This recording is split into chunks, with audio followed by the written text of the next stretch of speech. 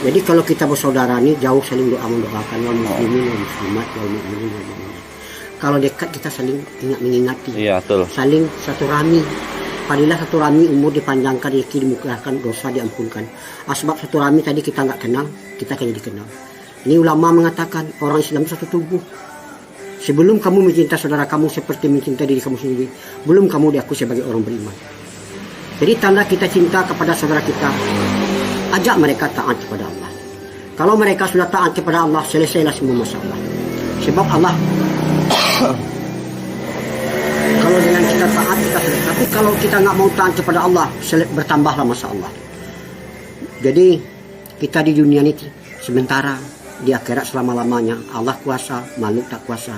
Dunia tidak ada, Allah yang ada. Dunia diadakan. Sebentar lagi dunia ini akan dihancurkan sehancur hari itu. Jadi jamaah-jamaah seperti kakek ini, kami nggak punya nama, cuma diberi nama jamaah kami banyak. Ada jamaah keliling, ada jamaah kompor, ada jamaah tablik. Semuanya itu nggak salah. Yang Islam ini nggak boleh di kelompok-kelompok.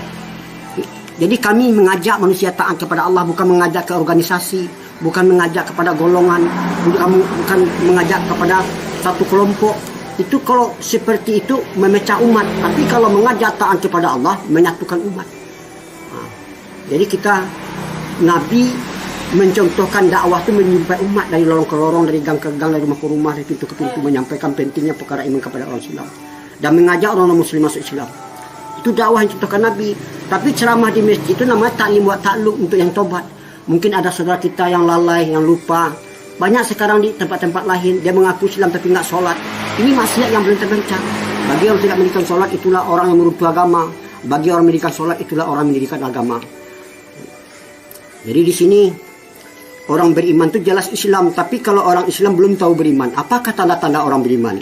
A'udzubillahi minasyaitonirrajim. Bismillahirrahmanirrahim. Innama ya'muru masajidallah man amana billahi wal yaumil akhir. Sesungguhnya yang memakmurkan masjid-masjid Allah adalah orang yang beriman, orang yang percaya ayat surat At-Taubah ayat 18. Barang siapa akrab dengan masjid, Allah akan akrab dengan mereka.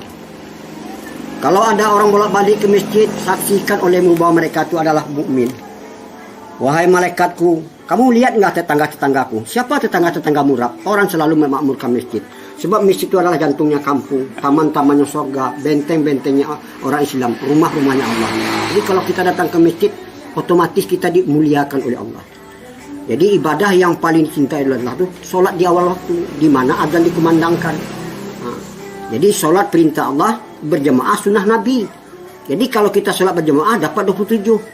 Dapat sholat sendiri dapat 1. Mana yang mau kita uang 1.000 dari 27.000. Jadi kita selalu menafikan dunia, menisbatkan Allah. Jadi dunia ini sifatnya menggoda. Nah, kalau kita tertipu oleh dunia nanti kita akan menyesal. Kadang-kadang ada orang Islam sekarang tergila-gila oleh dunia, ibadah ditinggal. Padahal dalam perintah ada kejayaan, ada kebahagiaan, ada kesusahan.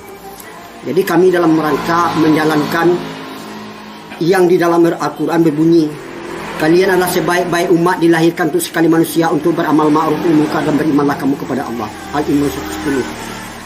Dan harus ada satu golongan umat untuk mengajak manusia taat kepada Allah. Al-Imran 4. Jika kamu tolong agamaku, aku akan tolong kamu. Itu Al-Quran. Maukah kamu kutunjuki usaha tidak ada rugi-ruginya untuk melepaskan kamu dari azab sangat pedih? Berjihad dan berjuang dalam Allah, jalan Allah dengan harta dan dirinya. Itu Al-Quran. Di sini karena kita bersaudara, orang Islam itu satu tubuh. Jangan kamu menghina sesuatu kaum, belum tahu mereka itu ina, entah lebih ina engkau di sisiku, kata Allah. Itu Al-Quran. Jadi kakek sampai ke sini ini bukan kehendak kakek. Kakek ini orang Sumatera Barat dari Padang. Jadi kakek tinggal di Padang, istri kakek tinggal di Jakarta. Jadi kakek gabung sama jamaah Jakarta, ada 4 pasang. Rupanya kakek dikirim ke Jawa Timur, yaitu ke Jember, ke Banyuwangi. Kalau nggak sebab ini, saya mungkin nggak ketemu sama Ani. Tony ya. Jadi mudah-mudahan itulah pesan kakek. Kalau kita taat kepada Allah, dunianya akan menjadi budak kita. Taat kepada orang tua aja kita nggak ketemu sama kita, orang tuanya nangis, di mana anakku? Apalagi kita taat kepada Allah yang punya alam semesta ini, Allah. Kakek datang ke sini bukan meminta-minta. Uang yang ditinggal dengan dibawa sudah ada. Kakek ke sini ikut latihan. Kami ke sini bukan mengajari umat, kami ke sini pergi latihan cara Nabi korban dengan harta dan diri. Jadi kalau kita korban untuk agama, timbul rasa cinta, kasih dan sayang kepada agama, timbul rasa pikir dan risau. Sekarang orang istrinya nggak tutup aurat kan jadi masalah sama dia, adiknya nggak sholat kan jadi pada mereka di satu rambut satu dosa. Meninggalkan satu sholat berapa lamanya nanti akan disiksa. Jadi itulah yang saya bisa kakek sampaikan. Mudah-mudahan sekarang orang menyampaikan agama dicegah orang, tapi orang membuat kemungkaran orang tidak mau mencegah. Yang betul sekarang disalahkan, salah kan. Seperti orang sekarang tutup aurat secara sempurna pakai punca, pakai cadar. Heboh orang satu kampung. Tapi kalau orang nggak tutup aurat, orang diam aja. Pada satu rambut satu dosa. Nah, jadi itulah tidaknya saya membawa istri saya dakwah supaya nanti dia bisa dakwah kepada anaknya, bisa dakwah kepada mantunya, bisa dakwah kepada tetangganya. Jadi kalau laki-laki ini dakwahnya terbatas, nggak boleh selain dari mukrimnya.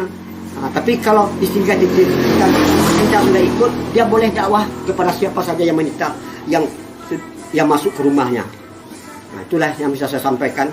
Kakek ini orang bodoh, kakek bukan ulama, kakek ini belajar menghidupkan sunnah. Man ahya sunnati faqad abani wa man ahabani kana ma yafil jannah. Barang siapa menghidupkan sunnah aku berarti dia cinta kepada aku. Siapa yang cinta kepada aku sama-sama ke surga. Jadi pakaian kakek ini pakaian sunnah nih. Nabi itu pakai sorban, pakai jenggot, pakai jubah di atas mata kaki. Ini namanya suroh.